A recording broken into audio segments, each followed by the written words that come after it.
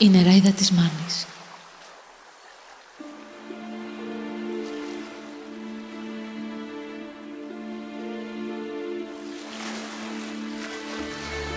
Κύλησε στο ακροθαλάσσι. Έκανε μπάλα το σώμα και κόκκι λεπτοί σάμου την τύλιξαν και απέμειναν αδιάψευστοι μάρτυρες της παρουσίας της, κολλώντας όλο ένα και περισσότεροι στο γυμνό της σώμα. Τα μαλλιά της αχτένιστα ήταν μπερδεμένα με χτένια της θάλασσας και στολισμένα άναρχα με πορφυρά κοχύλια και μελανά φύκια. Τα νερά του Πόρτο Κάγιο όμως είναι για εκείνη πάντα φιλόξενα και έτοιμα να υποδεχτούν κάθε της βουτιά και να λουστούν στην πρωτόγονη ομορφιά της.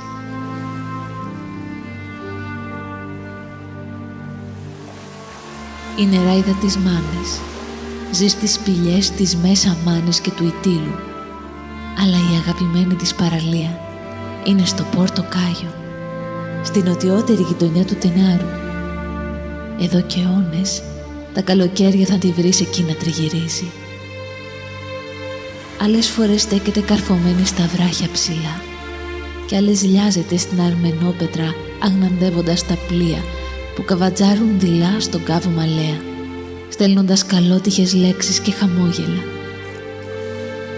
Τις πιο πολλές όμως χάνεται στα γαλάζια νερά. Μεταμορφώνεται σε γοργόνα, βρίσκει σπίτι στο βυθό και σου λατσάρει στη στεριά τα βράδια. Το φθινόπωρο μαζεύεται στη σπηλιά της, στο Δυρό, κάτω από την Αρεόπολη και αφοσιώνεται να φροντίζει το σπίτι της. Η σπηλιά της είναι γεμάτη από σταλαχτίτες και λίμνες με υφάλμυρα νερά και δεν έχει μόνο μία. Όλες οι σπηλιές της περιοχής την έχουν δεχτεί και την έχουν φιλοξενήσει.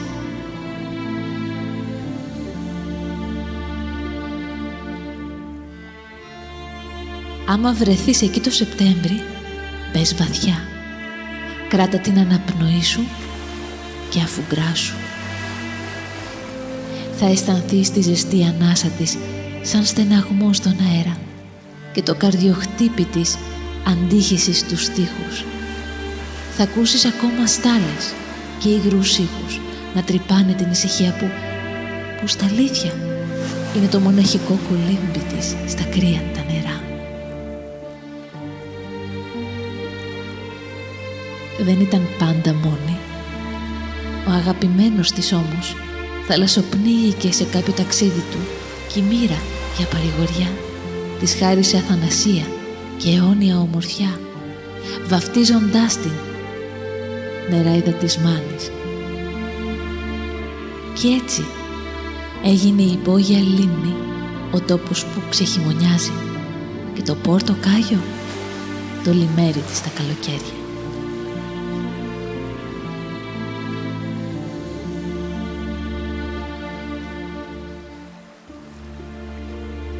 Ούτε σκέφτηκε ποτέ να παραπονεθεί στη μοίρα της, ούτε να ξεφύγει από εκείνη.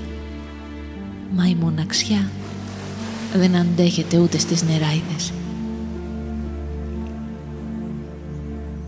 Εξάλλου, κι ο καλός της χάθηκε πριν αμέτρητα χρόνια, όντας πειρατή σε ναυμαχία στα κύθυρα ανοιχτά της Μάνης, όπως ζήγωνε να στεριώσει, και αρκετά την έχει πονέσει ο χαμός του. Ποιος θνητός θα ενδιαφερόταν όμως για εκείνη? Να τη βλέπει να μένει νέα και εκείνος να γερνάει? Ήταν έτοιμη να προσφέρει όλη της τη γνώση και αγάπη, να θυσιάσει ακόμα και την αθανασία της, αρκεί να αισθανθεί το τέριασμα και την πρόκληση του έρωτα. Όλοι οι αρσενικοί που μπαινοβγαίνουν πλέον, 21ος αιώνας μπήκε, στο σπίτι της είναι τουρίστες που με τα στραβά μάτια των ξεναγών φωτογραφίζουν τις γωνίες, τις ομορφιές και τα καθάρια νερά της σπηλιάς της που έχει περιποιηθεί εκείνη νωρίτερα.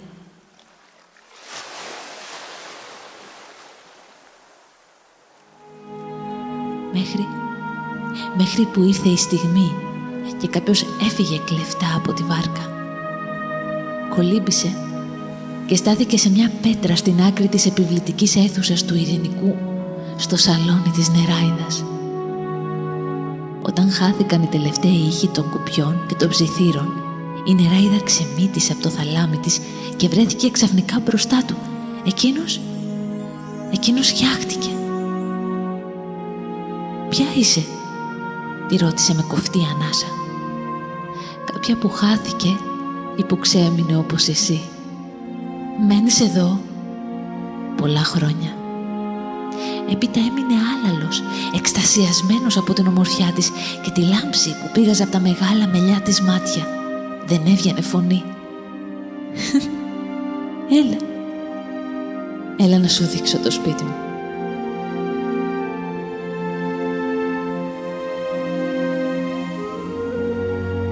Τον πήρα από το χέρι και αυτός την ακολούθησε υπνοτισμένα.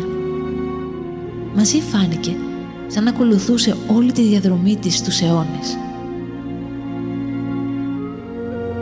Του είπε για την ιστορία της, τα αγαπημένα της μέρη, τις συνήθειες, τη ζωή της.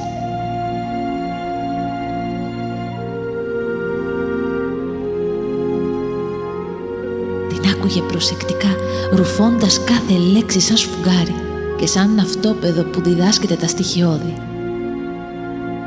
Σε μια ισοχή γεμάτη κοράλια, φύκια και σφουγγάρια είχε το κρεβάτι της.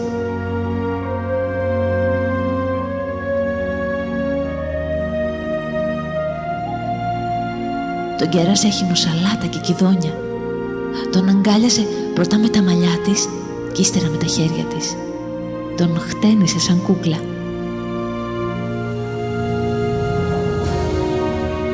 Τον αγάπησε κι ας μην τον είχε ξαναδεί.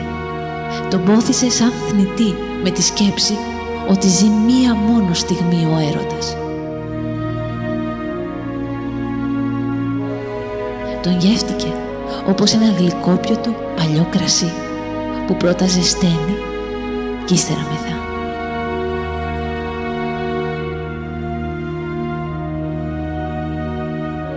Τον αναζήτησαν οι δικοί του και δυστυχώς για την Νεράιδα της Μάνης. Τον βρήκαν.